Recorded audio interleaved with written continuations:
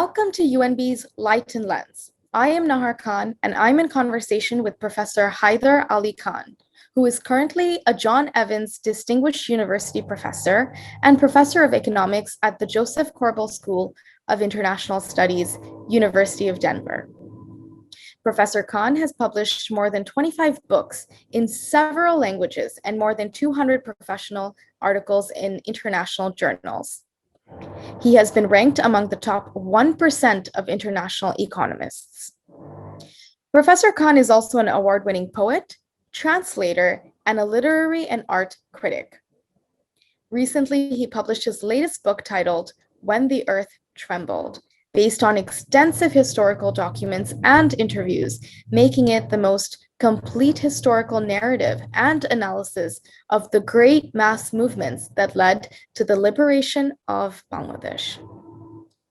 Professor Khan, it's a pleasure to have you. Thank you for joining us today.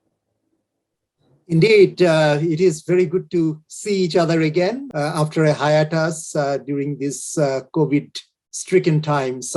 So I'm really genuinely happy, and my greetings also to all the viewers. I think they are what really will make this event a success. Professor Khan, you've lived the life of a modern-day polymath, but at the same time, you have maintained your roots as a Bangladeshi first in exemplary fashion.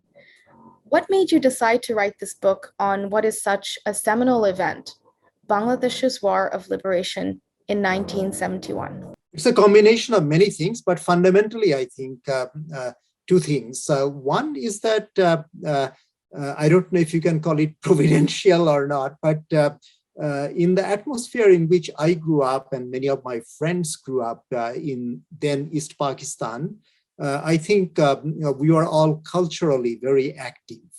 And somehow many of us knew that we were going to be expressive in various ways of our culture. And for me, it was basically writing and music. For others, it has been other things. But it was a very creative, turbulent period, I think, in all our lives.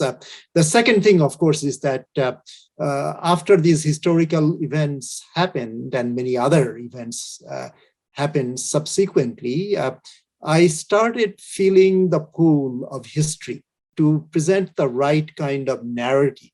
All narratives are interpretive, of course, in one way or another. But in a way, the book has taken shape over probably the entire lifetime of Bangladesh. And I have been experimenting with various ways of expressing this. This is the third book, really, and I have written many pieces, and of course, poetry and other forms, literary forms. So it has been long in gestation, I think. I'm glad that it's finished now, at least in this form. You've written important books before, books that are not just widely read, but widely cited in academic circles as well. Plus, you've published your volumes of poetry, as well as translations of important works of Western literature. Despite that, would you say that When the Earth Trembled is your masterpiece or magnum opus? Well, I will not call anything I write masterpiece. That's for others. I am a modest writer, wordsmith, right? Sometimes we call ourselves. But there is definitely an inner drive, an urge. And if we look at it from that angle, I probably felt the deepest urge for the longest period, as I mentioned before, to write a book like this. So in a way, I can say that I put all of myself into this book in a way that I have not done so with other books. I've worked hard in all my books. Writing is a lonely business, and those who care about writing genuinely spend a lot of time. It requires a lot of labor, a lot of lonely labor of love, really. But this is the one that has been in some ways more lonely and in always more loving. Not to be pigeonholed, but let us accept the way that the publishing industry works. This book would be categorized as history. What do you think was missing in all of the historical volumes already published on the events of 1971 that you could contribute through When the Earth Trembled? Well, that's an excellent question and a difficult one to answer briefly. But I would attract those who are listening, their attention to the extensive bibliography, which is classified into many different sources, as you have noticed from reading it, plus interviews with the major actors, those who were alive by the time I got to them. But it involves most of the major actors, and some of us were also lucky to know Bangabandhu and Tajuddin and other leaders of Awami League, as well as National Awami Party, the Communist Party, and other smaller parties who were the major participants in terms of organized political forces. So I have been lucky in some ways, but because of the tragedies that followed, from 1975 onwards, I could not interview some others. For example, your grandfather, he would have been one person that I really would have liked to have interviewed, but it's not possible, sadly. But he definitely did his duty till the very end of his life. So I do want to acknowledge that here, because it is personal for all of us, but it's also for the nation of Bangladesh. I think they should never forget such people, such sacrifices that so many people have made, including your grandfather. I think when I look at the literature, many things have been written at various levels, but even the books by really scholarly people, I won't mention any names from Bangladesh, but there is an Indian historian, Srinath Raghavan. He's a very good historian, and he published a book in English about 1971 from Harvard University Press. He calls it Global History. I actually discussed his book in the very first chapter of my book. As you recall, I present in the very first chapter a kind of, I try to anyway, a vivid narrative of what it felt like for people from basically our background, students or young people, in this case, 4 young men. And I took it from a novel, probably the best novel or novella, actually. It's very short, but very vivid and very striking, by the great novelist Mahmudul Haq, called Jibon Amar Bon, which is Life, My Sister. And that actually was a book earlier written by Pasternak, the great Russian novelist who wrote Dr. Zhivago. Another thing about, this is an aside, but another thing about young Bengali intellectuals at that time was how cosmopolitan they were in a provincial setting. This is, Dhaka was very small, very provincial, for us, very, very beautiful. I think I can say that objectively, that Dhaka then was much more beautiful than Dhaka today. It was, after all, a provincial capital at best.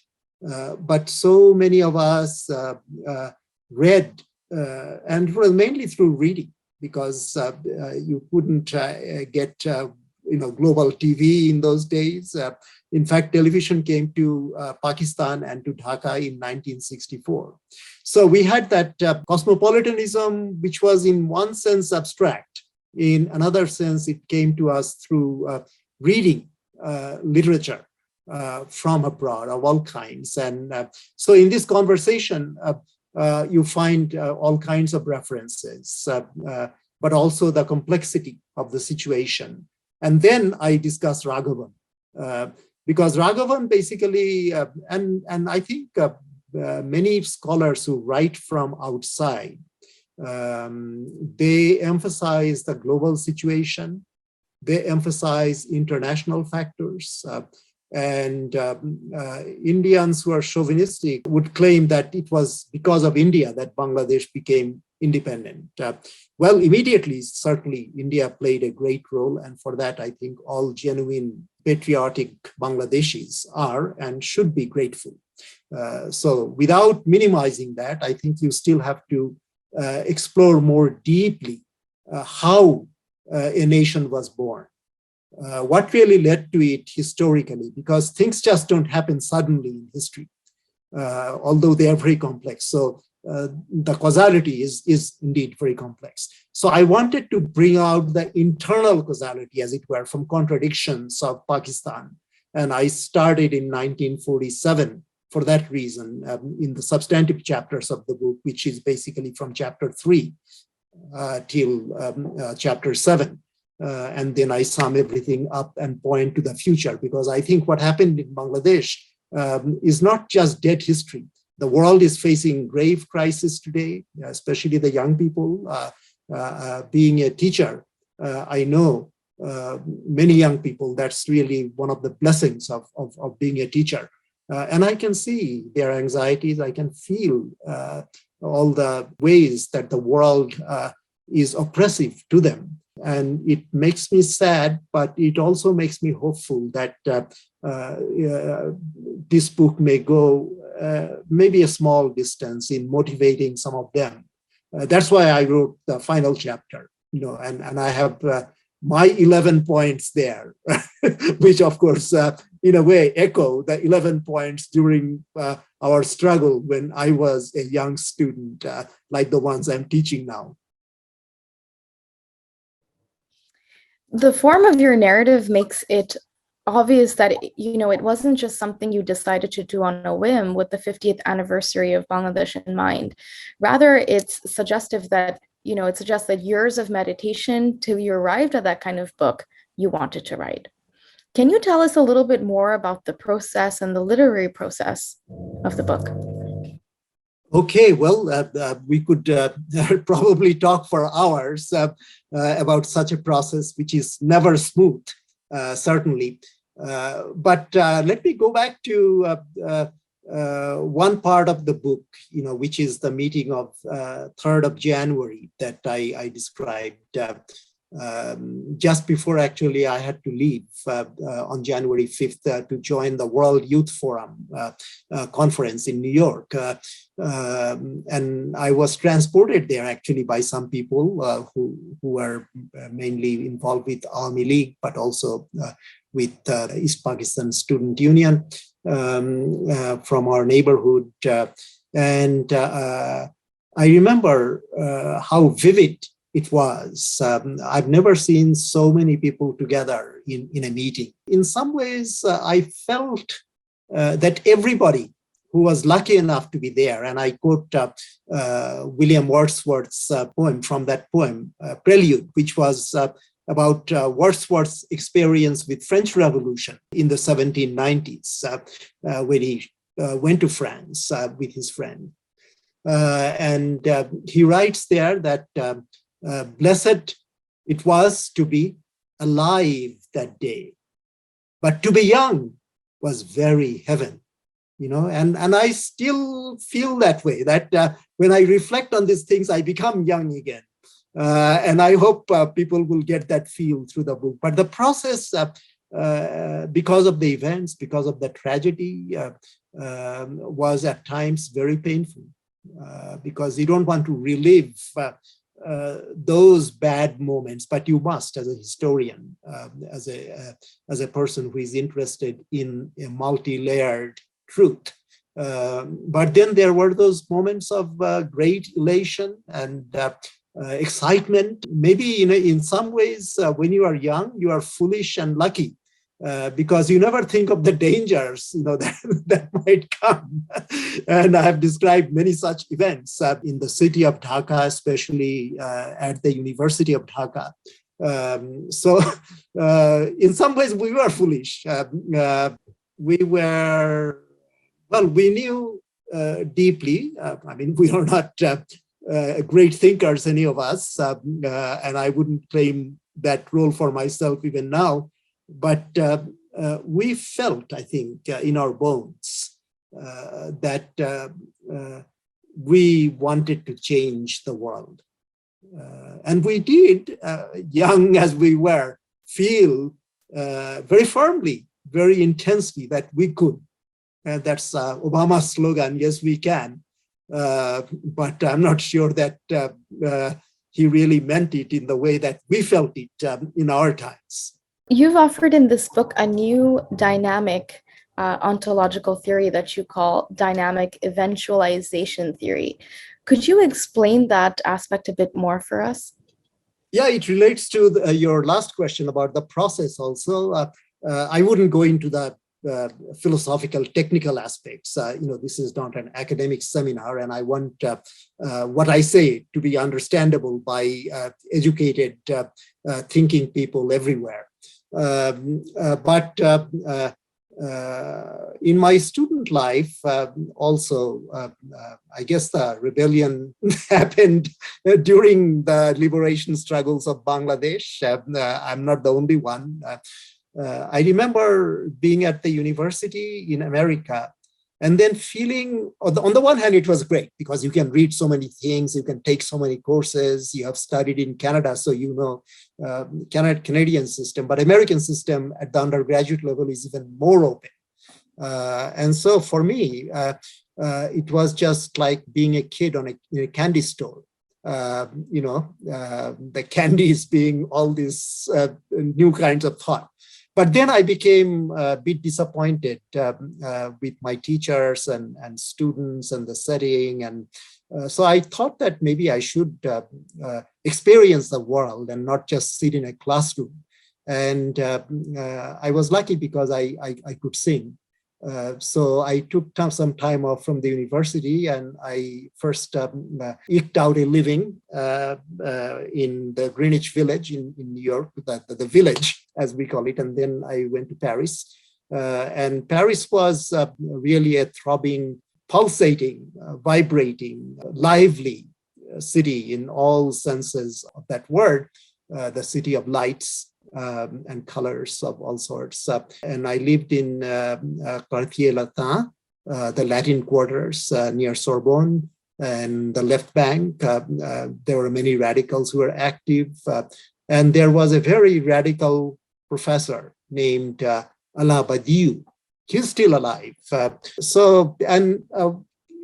These people were very open. The French and Europeans in general are very formal usually. And their education system is also kind of rigid and formal compared to American system.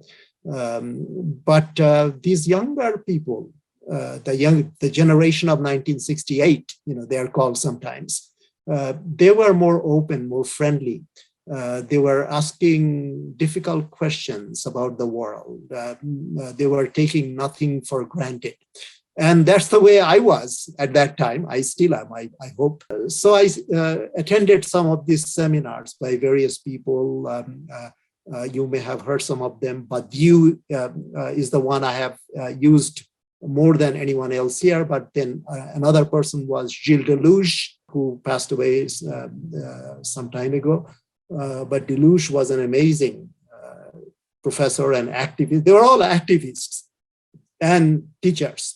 And there were others. I don't want to just drop names, but I have written about many of those people in mostly my literary works. But Badiou was a person, I think, so amazing. He has written novels. He has written philosophical works. He has translated Plato in a way that is very colloquial French. in today's terms, really, truly an amazing person. I have learned so much from him and his writings. So I take this idea of event from him. And I think instead of getting abstract about this thing, I can just point to concrete events like May 68 in France, right? I think he got that idea actually from this lived experience. And for me, it appealed to me because I also lived through that kind of experience in Bangladesh, in East Pakistan, and the student movements taking shape there. But I found some problems with it because it was not describing the flow of movements, which is complex. And there are actually mathematical ideas involved with it, complexity theory, so-called.